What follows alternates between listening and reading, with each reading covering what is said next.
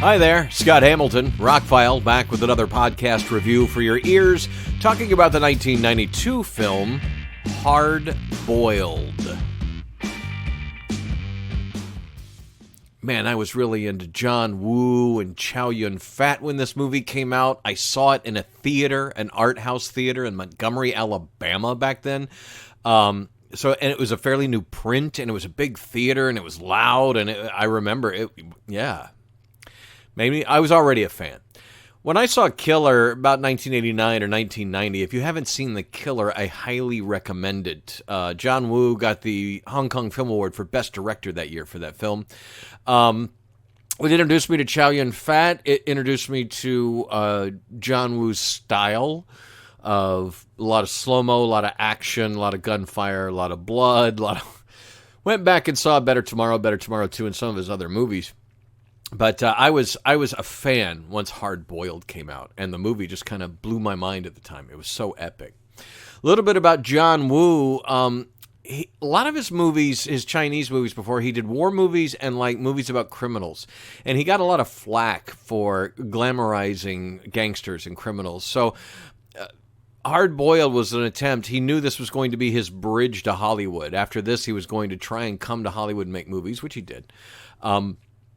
And so he wanted to glamorize the police force. So Chow Yun-fat plays Tequila, where he had played the killer in the movie 3 years earlier. He plays Tequila, Clint Eastwood kind of cop in this film. Now, after this, a little bit about John Woo. He came to America. He made Hard Target with Jean-Claude Van Damme, Broken Arrow with John Travolta, Face Off with Cage and Travolta, Mission Impossible 2, Wind Talkers, Paycheck that took 5 years off and went back to making Hong Kong films like Red Cliff and Reign of Assassins and The Crossing 1 and 2, and Manhunt, which was, it was okay. It was supposed to be back to what he had done with Killer and Hard Boiled. So now about Hard Boiled. If you've never seen it, it's 2 hours and 8 minutes long. The credits are incredibly short, so don't think there's 15 minutes of credits on the end. This is a slightly over 2 hour film that is chock full of more violence than you're used to seeing, including John Wick and Deadpool movies. I mean, it is that level of violence done in 1992 on, a $4.5 million budget, went on to make almost $20 million, not as much as his previous movies had made, but it was a success.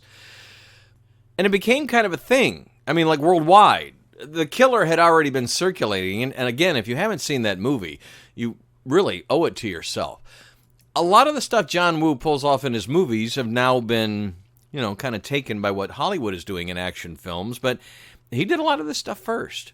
And people joke about, he loves to like release birds when like something blows up. There's something about a slow motion scene where birds take off, and he's used it in several movies actually, and it's always interesting.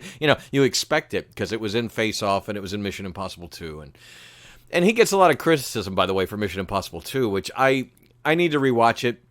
I went backwards through the movies all the way back to the third one and kind of stopped there because I'm one of the few people who's not the biggest fan of the first one. I thought it was a bad idea to kill off the entire team in the opening of the film and then have a movie about one guy trying to put the team back together. I'd wait for the second movie. And the second movie I've always enjoyed just because it was visually stunning, but it didn't hold up. I mean, the third movie, J.J. Abrams changed things and got better. But even those movies, we had action set pieces in film before John Woo came around, but not. Now, he staged major action scenes with very little budgets, people actually getting hurt, people literally flying through the air, things literally blowing up. This was before CG could pull off this kind of stuff. And watching the movie now, watching Hard Boiled now, it's like, wow, nobody got hurt in some of these scenes? There is a scene where Chow Yun-fat is jumping up onto a table so he can slide across this table in like a kitchen area, and he's going to come off the other end of the table and shoot the guy who's on the ground. But while he's doing this, a like bottle explodes underneath the table, and it's a real explosion, throwing shrapnel everywhere under that table. And the only way he was protected is he was jumping over the table at the time. But it's all done in camera. It's live. It's real. It was a real explosion. It was real. And even if the stuff was paper mache or whatever, that would still hurt. And he's covered in the stuff when he kills the guy, and then the blood. And anyway, Hard Boiled, by today's standards, holds up incredibly well. you get all the plot and what's going on in the first hour. And then at the end of the first hour, they get to where the rest of the plot is going to take place. And it is pretty much not that it hasn't been nonstop action from the get-go, but it is nonstop action for the next hour and 8 minutes. In the same location, almost, it's reminiscent, well, this came first, but like the Raid movies. I mean, it's literally nonstop, like set piece to gunfight to gunfight. What the Raid movies are to martial arts, this is to gunplay. It's all about, gunplay. The action scenes are incredible. It's very well done, as John Woo is, and this was his last.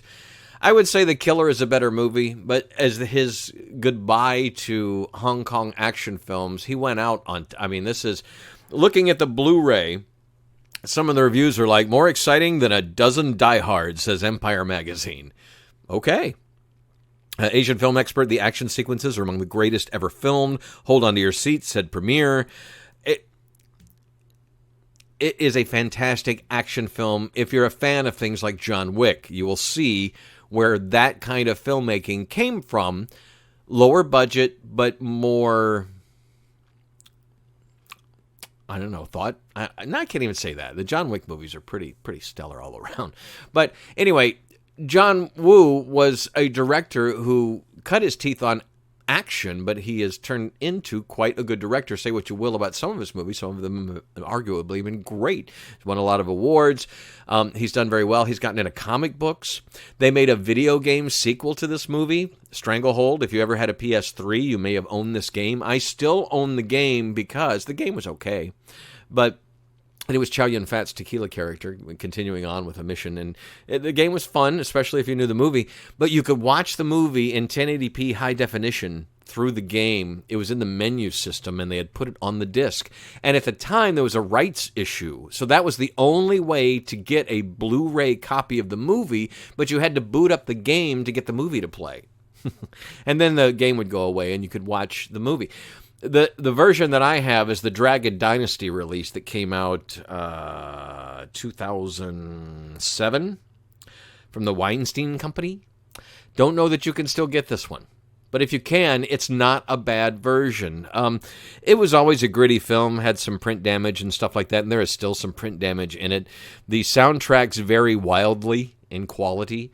But overall, to have a copy of this movie that I don't have to boot up a video game on an old PS3 to watch, that's a huge plus. Talking about the movie itself, it does look good for its age and the low-budget nature of its filming, but there is some print damage, and there's some interesting things where they did a special effect or two. There is a scene towards the end when one of the characters has died, and they look over at a drum kit, and the character kind of appears there, like in memory, and then disappears again. But there's kind of a jagged, juddery thing, which I think they did on purpose to kind of make it look dreamy, but it just kind of comes off as they didn't really know how to do it, maybe. I don't know. That kind of stuck out to me towards the end of the film.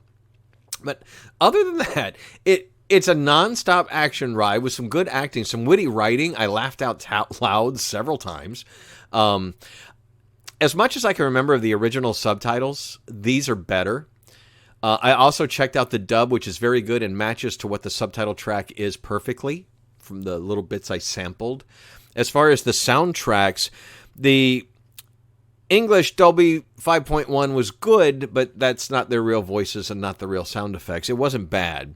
The Cantonese DTS HD master audio was pretty impressive for a movie that I remember usually sounding pretty thin, and it doesn't.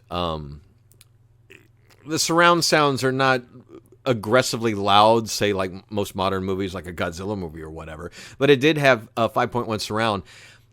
But the sound, the quality, I think the audio was transferring at about 3 or 4 megabits per second, where the Dolby Digital was at 400K. And the original mono track was, it was like 192 or something. I couldn't even listen to that. It sounded like a bad MP3. The subtitles in a couple places weren't the easiest thing to see. They didn't put much of a black outline around white letters, so on white background sometimes it was hard. But like I said, they matched up very well with what they did on the dub track. I would switch back and forth, and that was pretty good if you don't like reading movies, as some people say. I'm a huge fan of this film, and you should watch it just because of that. Chow Yun-fat became one of my favorite actors with The Killer. This reinforced it. Everything he's done since, like Crouching Tiger, Hidden Dragon, and many other movies, have again reinforced it. Always been a fan of his. I think he's great in this role. And if you know anything about Chow Yun-fat, he is so not this person in real life. He's never fired a real gun. He's not violent in any way, shape, or form. You know, he's been in movies where he was considered the badass gunsman of Hong Kong. He's been in, Crouching Tiger, Hidden Dragon, where he had to be a sword expert. And he's none of that stuff in real life. It's like, that's a real actor, as we've talked about in the past, Tom Cruise going the extra mile to learn how to fly a helicopter or whatever. Same thing with Chow Yun-fat. He learned how to do martial arts. He learned how to fire a gun. He learned how to do sword play to make the movies. Period. He's just not, he's a pacifist. He's a really nice guy from interviews and such, seems to be smart, wise. But if you've never seen Hard Boiled, I was really expecting to come out of it going, because I remembered it being really long and just so much action till you got numb. And, well, it is kind of that. But again, we have movies like The Raid 1 and 2 and John Wick 1, 2, and 3. And those are at this level of action over 2 hours of running time. This is done with great style. Like I said, great care is taken with the characters. If you like the interplay, there's a little romance going on as well. There's a little mystery. It's not too hard to figure out. But all in all, Hard Boiled lives up to its name. It's like a hard-boiled detective story where they're trying to get the gun runners and the bad guys. And it is just shoot up after shoot up, set piece after set piece. People flying through the air with explosions, cars running into each other, motorcycles crashing into them, people getting shot in the face, people getting shot in the chest, people getting shot in the leg, people getting shot everywhere, the occasional knife, a little bit of martial arts, and you have Hard Boiled, 2 hours and 8 minutes. I highly recommend it. It holds up with modern action movies very, very well, just knowing that it's a Chinese film that cost $4.5 million to make. Check it out. Scott Hamilton, I'm ROCKFILE. My website is therockfile.com. Thank you so much for listening, liking, sharing, subscribing. Have an amazing day.